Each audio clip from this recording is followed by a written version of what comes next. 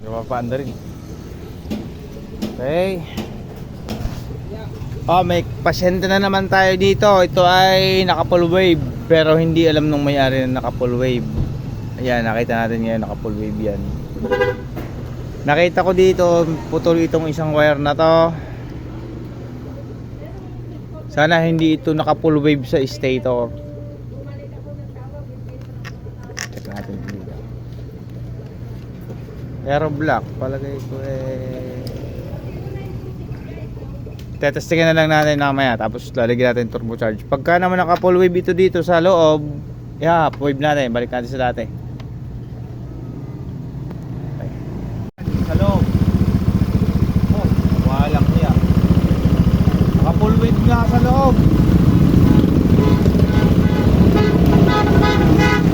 Eh bakit aray isa ay ginamit din? Aray ang nakakabit din. Aray grab. Klaseng full wave to.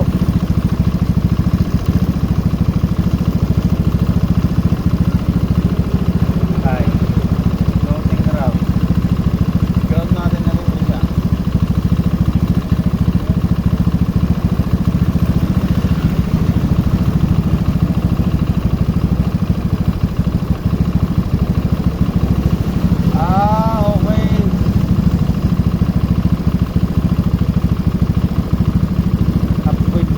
Pero ko din nakalimaw ang kuwan,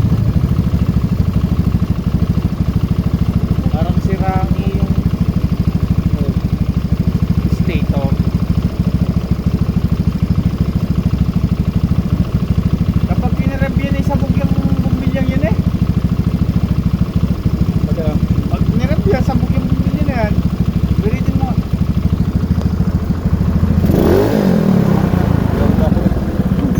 Sabog ang kamay mo. Sabog na yun. Wala na yan, oh. Oh. Agaya pa rin lagi ha. Ang dilaw na ito, magkarugtong lang. Isa lang gagamitin natin. Ang dilaw sa kapwa dilaw ng Mio. Yan. Tapos ang itim sa Mio, sa ating regulator, itim na may guhit na dilaw. Okay. Aring kulay puti naman ng ating regulator, sa kulay pula ng Mio.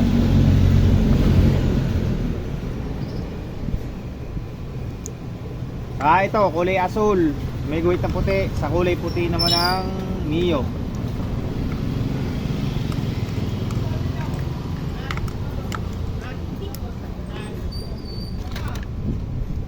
Tapos ito kailangan may higpit ang socket para hindi yan mag-init. Saka para hindi naglulus. Itan lang yan ganyan.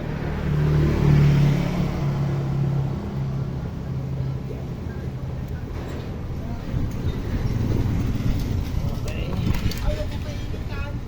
Hindi na natin papalitan to ng socket na bago at okay naman to, nakagaan yung socket dito.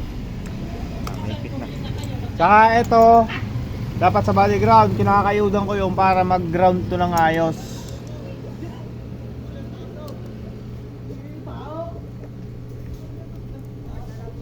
Oops.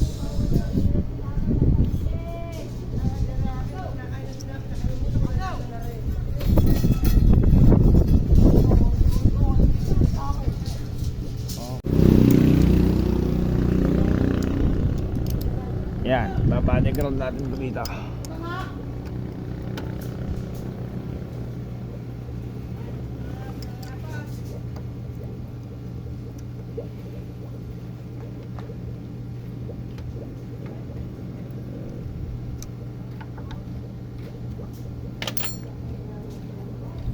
Okay na.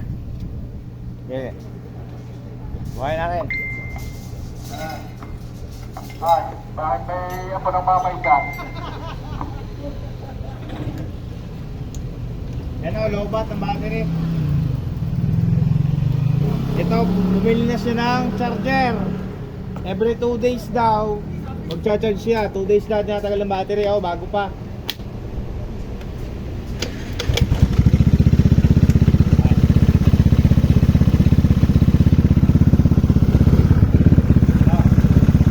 Tanggalin natin yung battery niya.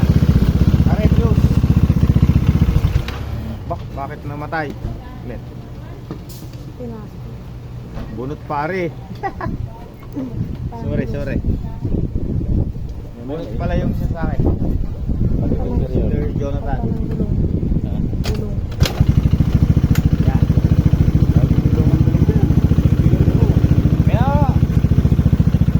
Ayan. Kailan yung battery? Okay, nakapasok na eh. Ayan.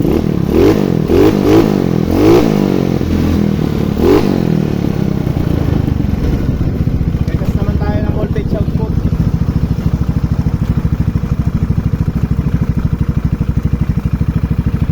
Ayan, battery.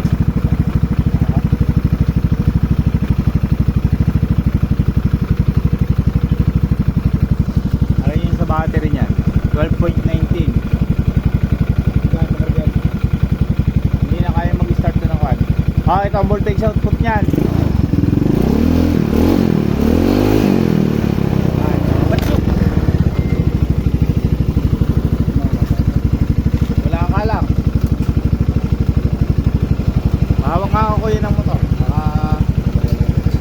Parem. Nadaan lang.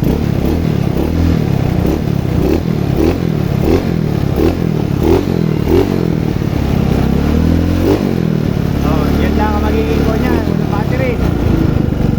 Wala ko yan. Gamit natin ngayon ng fuse.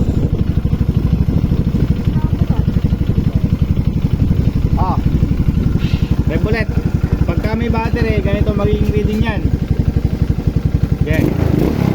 Okay ka.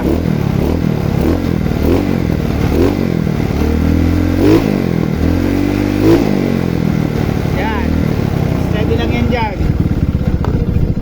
Subukan natin pakargahin ng battery. Kaya muna natin siyang kumatar.